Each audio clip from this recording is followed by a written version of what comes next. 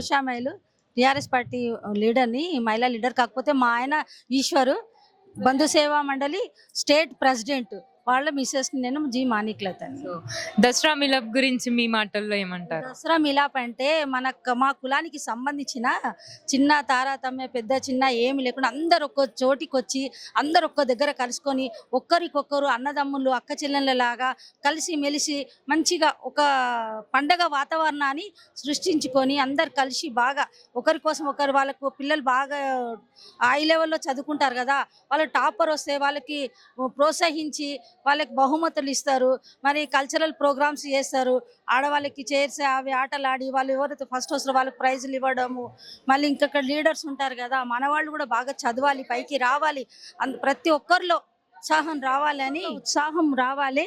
అందరూ పేదవాళ్ళు అనకుండా, ఎవ్వరు చదువు లేదు అనకుండా ప్రతి ఒక్కరు చదువులో ప్రోత్సహిస్తూ చదువు బాగా చదువుకోవాలని ఇక్కడ వేదికని చెప్పి వేదిక పైన అందరికీ ప్రోత్సహిస్తూ వస్తుంటారు. ఇంకా కమ్యూనిటీ డెవలప్మెంట్ని చేస్తుంటారు అనమాట. కమ్యూనిటీ డెవలప్మెంట్, ఇంకోటి సంబంధాలు. మన పిల్లలకి ఆడపిల్లల మగపిల్లల సంబంధాల కోసం చాలా ఇబ్బంది జరుగుతుంది కదా, అలాంటిది ఇక్కడ వేదికని ఏర్పాటు చేసి పిల్లవాళ్ళు పిల్లగాని వాళ్ళు వస్తారు. వాళ్ళ యొక్క బయోడేటాలు అవన్నీ రాపిచ్చి వాళ్ళకు కూడా సంబంధాలు కూడా కలిగజేస్తుంటారు. ఇంకోటి ఉద్యోగ పరంగా ఇప్పుడు గవర్నమెంట్ దళితులకు ఏవైతే మన వాళ్లకు ఉద్యోగాలు ఉన్నాయో అవి వెరిఫికేషన్ చేసి మన వాళ్ళ కోసం కొంచెం ఉద్యోగాల కోసం కూడా వాళ్ళు ప్రయత్నం చేస్తుంటారు. ఇదే దసరా మిలాప్ అంటే అందరు ఒక చోటికి వచ్చి కలిసిమెలిసి, ఇప్పుడు దసరాకి ఎట్లనే తన్నదమ్మలా కలుసుకుంటారు దోస్తులు వాళ్ళు ఎట్లా కలుస్తారో అట్లా ఇక్కడ ఒక కులం వాళ్ళు అన్న తమ్ముళ్ళు అక్క చెల్లెలలాగా అందరు కలిసిమెలిసి ఒక పండుగ వాతావరణాన్ని చేసుకుంటారు.